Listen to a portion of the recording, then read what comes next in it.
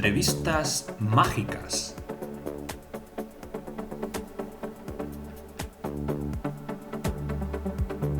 Encuentros con los protagonistas de la historia.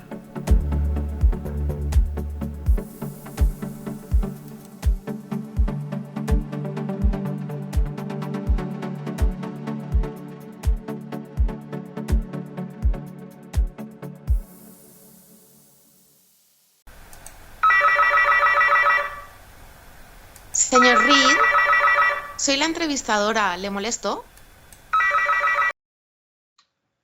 Para nada.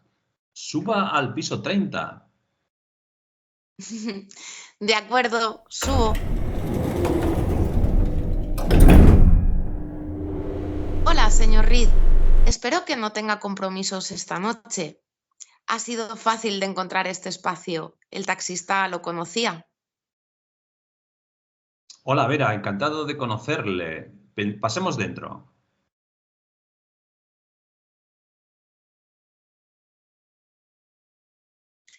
Este es un lugar muy especial. En su época en The Velvet Underground, a finales de los 60, escribió canciones especialmente reconocidas, como Heroína, Rock and Roll, I'm Waiting for the Man y Sweet Jane. Muchas veces he escuchado estas canciones y me he dejado llevar por la música más que por las letras en inglés. La música es demasiado buena. Sí, pero mi mayor éxito comercial, sin embargo, es una canción posterior, Walk on the Wild Side, 1972, que dio visibilidad a la prostitución y la transexualidad, una temática que hasta la fecha la música rock no solía abordar. Fue muy valiente con esa iniciativa. Usted nació en Brooklyn. Residió habitualmente en Nueva York, ciudad cuya faceta menos amable plasmó en muchas de sus letras. Hizo colaboraciones y contactos con creadores como Andy Warhol y David Bowie. Su original estilo e influencia le generó gran fama entre las vanguardias musicales posteriores, fama a la que no fue ajena su ajetreada vida personal durante sus años de mayor éxito. Sin embargo, fui considerado habitualmente como un músico de culto, ajeno en parte a las listas de éxitos y al marketing de las multinacionales discográficas. Nació en Nueva York el 2 de marzo de 1942. Su familia era judía. A los 5 años nació su hermana Elizabeth. Cuando tenía 8 años de edad, su familia se mudó a una pequeña población de Long Island. Considerado un niño problemático por su bisexualidad, con 14 años de edad recibió tratamiento psiquiátrico e incluso fue sometido a sesiones de electroshock para curarle su tendencia homosexual. ¿Cómo sufrió todo aquello? Pues sí, precisamente en mi canción Kill Your Sons hablé de ello en 1974, porque te meten el chisme en la garganta para que no te tragues la lengua y luego te ponen electrodos en la cabeza. Eso es lo que recomiendan en el Hospital Estatal de Rockland para disuadir de los sentimientos homosexuales. El efecto es que pierdes la memoria y te conviertes en un vegetal. No puedes leer un libro porque cuando llegas a la página 17 tienes que volver a empezar. Eso debió ser muy cruel. Y desde muy joven usted era fan del rock and roll y el rhythm and blues, que tocó en varias bandas durante su época de estudiante y además grabó un disco sencillo de estilo doo-wop como miembro de The Shades. ¿Cómo fue esa experiencia? Sí, efectivamente, veo que está usted muy documentada. En 1960 y 1964 estudié en la Universidad de Siracusa, en el estado de Nueva York, donde fui alumno y amigo del poeta Delmore Swart, quien me animó a iniciarme en la escritura. Obtuve una licenciatura en Filología Inglesa y me aficioné también al free jazz y a la música experimental.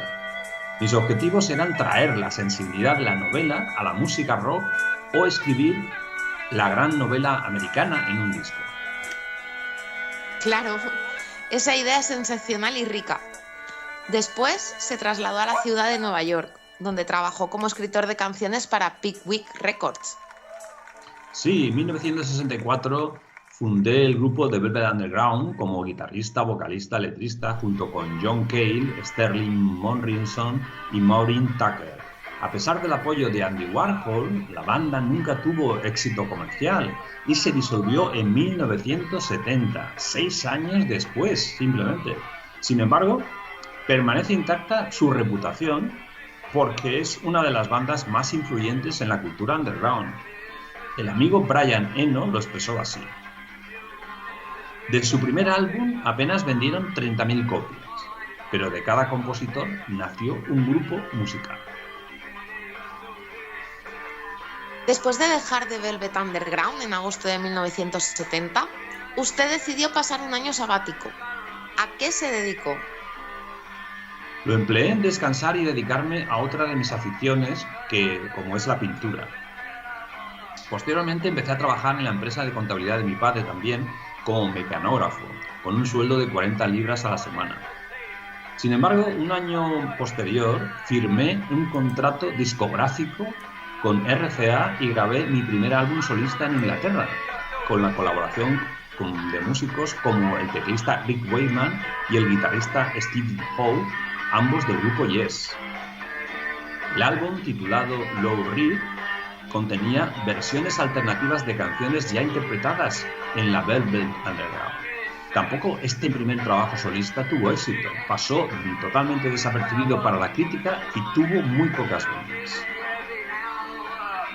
Tras dicho fracaso, a finales de 1972, usted trató de reorientar su carrera musical lanzando Transformer, un álbum de glam rock producido por David Bowie.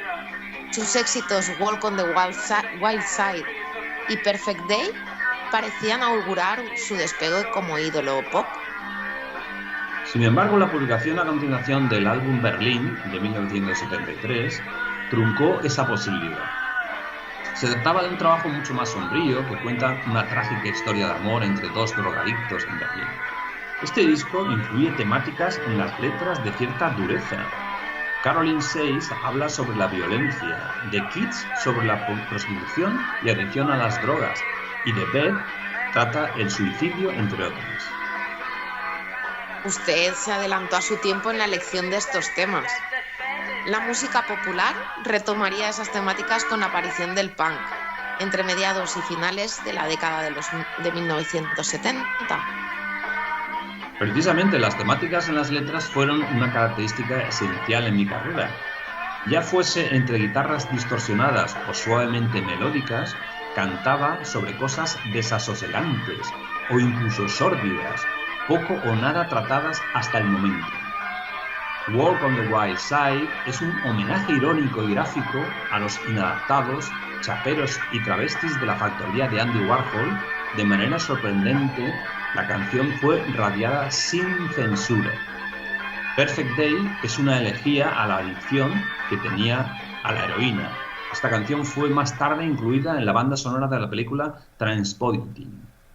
Fui un compositor atípico también por mis intereses literarios. Leía a escritores tanto americanos como europeos.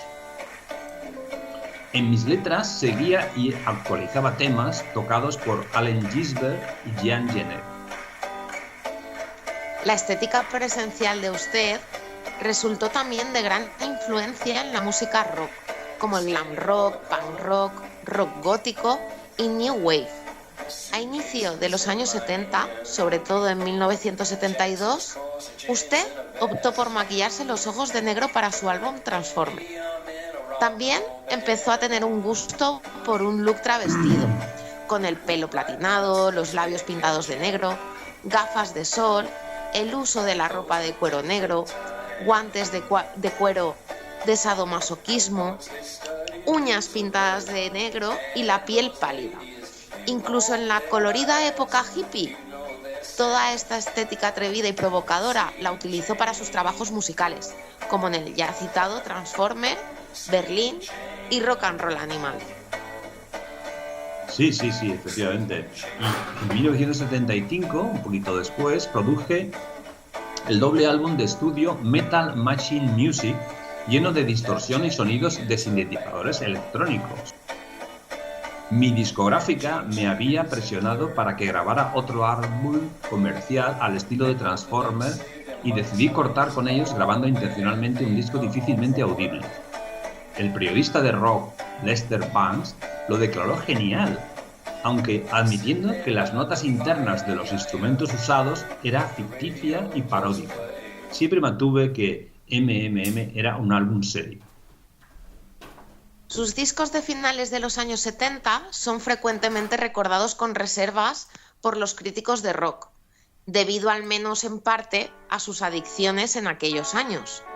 ¿Esto le influyó de alguna manera?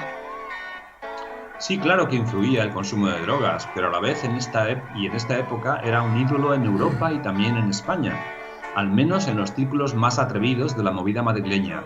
Mi influencia llegaba no solo a la música, sino también al cómic más transgresor, que no sin problemas empezaba a distribuirse en los años de la transición.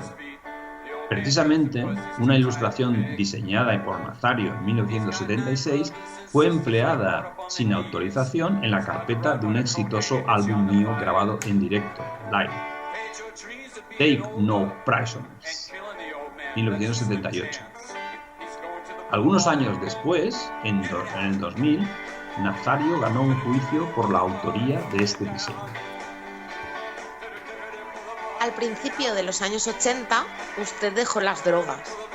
Editó por la época su aclamado disco de regreso, The Blue Mask, y en 1980 se casó con la diseñadora Silvia Morales, si bien se divorciaron una década después. Ya a finales de los años 90, se le empezó a relacionar sentimentalmente con la polifacética artista Laurie Anderson. Se casaron en 2008 y siguieron juntos hasta el final de sus vidas.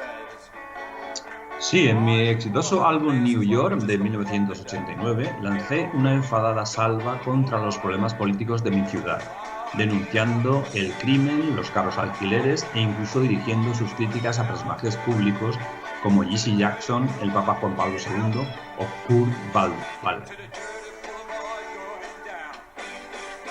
La canción más radiada de dicho disco fue Dirty Boulevard. Se mantuvo durante semanas en la lista de Billboard. Fue la excepción en una carrera más bien ajena a las grandes promociones y ventas. En ello pudo incidir la actitud antipática con los periodistas. Cuando Andy Warhol, que fue anfitrión y productor de la Velvet Underground, murió tras una operación rutinaria, puse fin a 25 años de distanciamiento, grabando con John Cale, que era mi antiguo compañero de la Velvet, la canción Songs for Drella, que es una biografía de Warhol en música pop minimalista. Dolorida y a menudo ingeniosa, mi voz emociona cuando canto sobre presuntos errores médicos y sobre el intento de asesinato de Warhol perpetrado por Valerie Solanas en 1968. Usted continuó en esos tonos oscuros con Magic and Loss, un disco sobre la mortalidad. Seguía siendo recordado por las nuevas generaciones, y en 1997 más de 30 artistas hicieron una versión de su canción Perfect Day, para un especial de la BBC en favor de los niños. Sí, estuve junto al actor Stevie Buscemi y el músico Moby en la proyección del documental Iraq for Sale, en octubre de 2006 en Nueva York. En 2001 fue víctima de un bulo que afirmaba que había muerto de sobredosis de heroína. Sí, cuando llegas a esos niveles de popularidad es muy fácil que te ataquen por todas partes. Hay que tener la cabeza bien tranquila para que todo eso no te afecte y puedas seguir creando. Después, en 2002, realizó una gira con el espectáculo Words and Music, junto a Laurie Anderson. ¿En qué consistió? Pues el espectáculo era un recital de poesía mezclado con algo de música, luz y color. Actuamos en ciudades como Turín, Venecia y Barcelona. Y en 2003 usted publicó un doble álbum, The Raven, El Cuervo, basado en la obra de Edgar Allan Poe. En 2004 se publicó una remezcla de su canción Satellite of Love, que alcanzó el número 8 en las listas inglesas. En 2007 lanzó su último álbum en solitario, Hudson River Wine Meditation, Quizá influyeron sus prácticas de yoga. Sí, claro, al necesitar controlarlo todo, buscas en las filosofías de la vida para ello, ¿no? Y comencé a meditar y eso me fue sacando de las drogas y encontrando más tranquilidad. En 2011 volvió a sorprender. Confirmó a través de su página oficial que trabajaba en un álbum de estudio en colaboración con Metallica, Thrash Metal. El disco Lulu, de 10 temas, fue lanzado el 31 de octubre del mismo año, generando críticas para todos los gustos. Sí, el álbum está inspirado en la obra de teatro Lulu del 1937 del dramaturgo alemán Frank Wedekind sobre la vida de una bailarina que fue víctima de abusos sexuales. En sus últimos años dedicó parte de su tiempo a la fotografía. ¿Cómo fue todo eso? Pues había padecido hepatitis y diabetes durante varios años. Practiqué el tai chi y la medicina alternativa china en la parte última de mi vida, pero recibí un tratamiento con interferón para un cáncer de hígado que sufrí. En mayo del 2012 me realizaron un trasplante de hígado en la Cleveland Clinic, pero no pude aguantarlo mucho y al año siguiente una enfermedad hepática me atacó mortalmente. ¡Qué auténtica pena! Una pérdida insustituible. Muchísimas gracias por su tiempo. Muchas gracias, entrevistadora.